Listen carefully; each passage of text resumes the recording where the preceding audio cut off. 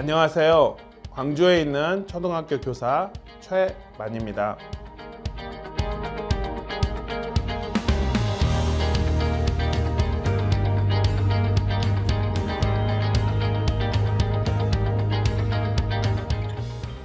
첫 번째는 디지털 툴인 에듀테크 기반의 수업이 많이 진행되고 있는 변화를 줄 수 있습니다. 코로나 이전에는 디지털을 잘 사용하시는 젊은 선생님이나 관심이 있는 선생님만 사용을 했는데, 이제는 그게 문화화돼서 대부분의 선생님들이 사용을 하고 그 사용한 것을 당연하게 여기는 것이 되게 큰 변화였습니다. 개인적으로는 학부모 공개 수업을 유튜브 라이브로 진행을 하는데, 예전에는 그것을 잘 이해를 못 하셨어요. 그런데 코로나 상황에서 이 온오프 상황들이 일반화가 되니까 이번에는 학부모님들이 학교에 오시지 않고 이 유튜브로 보시고, 그런 것들이 되게 많이 변화가 있었습니다. 두 번째는 이제 저는 학교 현장에 와이파이가 안 돼서 제발 사회에서 되는 것이 학교에도 되게 해주세요. 와이파이가 없어요 막 그렇게 알리고 다녔는데, 사회에서도 학교에 와이파이가 없어, 그래서 막 지원이 되는 것, 그리고 아이들에게 디바이스를 주는 것이 제게는 너무 큰 변화였습니다. 세 번째는 선생님들이 이 디지털에 대한 이해가 심화돼서 디지털 세상에서 사는 아이들에 대한 이해가 더 늘어나고 있구나, 그런 것이 느껴졌어요. 이 디지털 세상에서 살아가는 아이들에게 어떻게 수업을 진행하지? 그것에 대한 연구들이 더 많아지는 변화가 제게는 큰 느낌이었습니다.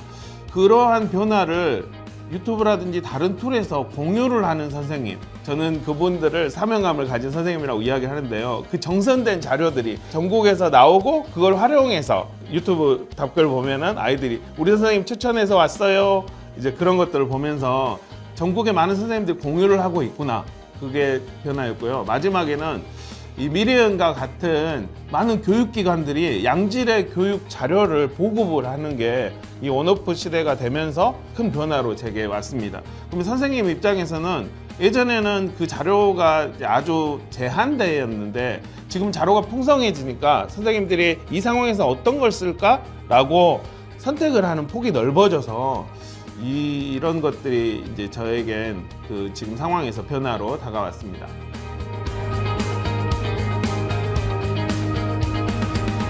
공부를 쭉 하다 보니까 교육은 미래의 학생들의 삶을 준비하는 거구나 라는 생각이 들었어요. 미래에 대한 다양한 생각들을 말을 하죠. 컴퓨터 중심, 뭔가 디지털화 되는 것은 다들 공감을 하더라고요. 그래서 디지털화 된 툴로 아이들을 교육을 해야 되겠구나 라고 이제 생각을 했습니다. 디지털화 된 가상의 교육 공간, 메타버스를 활용한 미래 아이들의 생활 공간, 삶의 공간인 메타버스를 활용한 교육을 탐구를 해야 되겠다라는 생각에 이르렀어요.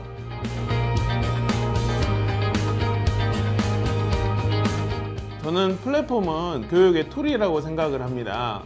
그 수업 내용에 따라서 굳이 고급의 디지털화된 플랫폼을 이용하지 않더라도 우리가 쉽게 볼 수 있는 로드뷰나 거리뷰, 스트리트 뷰로도 그것이 강력한 툴이 될 수 있어요. 예를 들어 독도 수업을 할 때 로드뷰를 이용해서 학생들과 그냥 갑니다. 굳이 아바타가 들어있지 않아도 그게 더 강력하다면 그걸 활용을 합니다. 어떠한 툴을 활용한 수업보다는 이 수업 내용, 수업 목표에 따라서 어떤 것이 목표를 더 잘 도달하지? 그것에 따라서 저는 교육 툴을 선별을 합니다.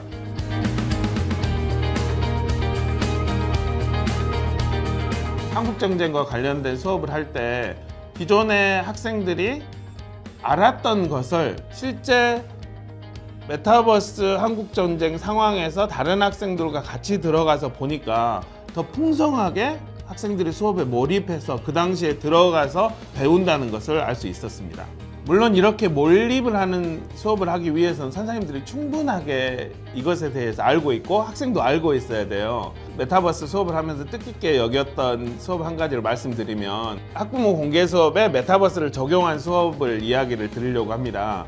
3명의 학생들이 코로나 때문에 집에서 줌으로 우리 교실에 접속을 하고 계세요.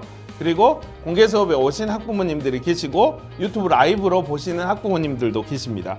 온라인에 있든 우리 교실에 같이 있는 학생들에게 6.25의 현장을 같이 메타버스로 같이 들어갔어요. 줌으로 통해서 메타버스에 들어간 학생들과 우리 현장에 있는 학생들, 공부하는 모습을 현장의 교실에서 보는 학부모님, 그리고 유튜브 라이브로 보는 학부모님, 이제 온오프가 막 믹스가 된 요 장면이, 와, 이렇게 시공간을 초월을 해서 수업이 가능하구나, 메타버스가 이걸 가능하게 만드는구나, 그게 저는 되게 마음에 남는 수업이었습니다.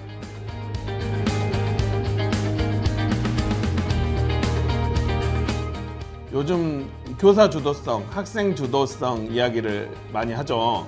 보통 선생님들이 모든 것을 다 알아야 하고 수업을 준비하고 진행한다라고 생각하는데, 저는 이렇게 수업을 진행했습니다. 학생들에게 같이 연구했어요. 학생들에게 저 메타버스 요 툴을 이용해서 요거 공부할 거야 라고 하면, 어떤 툴 같은 경우에는 아이들이 너무 잘 알아요. 로블록스라든지 제페토라든지 그런 건 아이들이 너무 잘 알아서 먼저 가르쳐 줍니다. 선생님 이거 해볼까요? 이거 이렇게도 있어요. 해볼까요? 그러면 저는 아이들이 인도하는 대로, 물론 교육에 배워야 될 것들은 제가 잡고 있지만 그렇게 같이 연구를 했습니다. 요즘 영상 세대잖아요. 그래가지고 유튜브에 브이로그 형태로 이렇게 해가지고 선생님이 우리 수업을 하고 이렇게 했어. 그럼 아이들이 그 브이로그를 다시 보고 더 풍성하게 수업을 만들어줬어요. 이렇게 연구를 된 거를 어떤 선생님께서 이런 수업 어쩔까요? 라고 물어보실 때, 저는 그거를 유목화해가지고 큐레이션 형태로 다 나가지고 이건 이래요, 이건 이래요 라고 이렇게 쌓아놔요. 아카이빙을 한 거죠.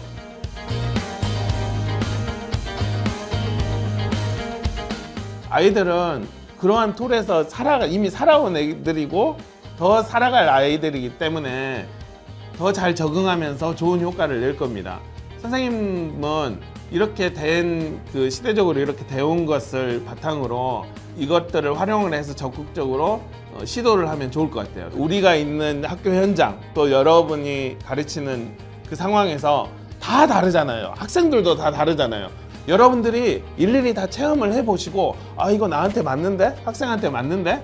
우리가 속한 학부한테 맞는데? 그렇게 여러분들의 교육적 실천을 해명해 줄 수 있는 그런 툴들을 사용을 하는 거, 그거를 권해드립니다. 또한 여러분의 이 인사이트를 다른 선생님들에게 같이 공유를 해요. 유튜브라든지 아니면 글이라든지 이런 공유하는 그 문화들이 많아졌으면 좋겠습니다.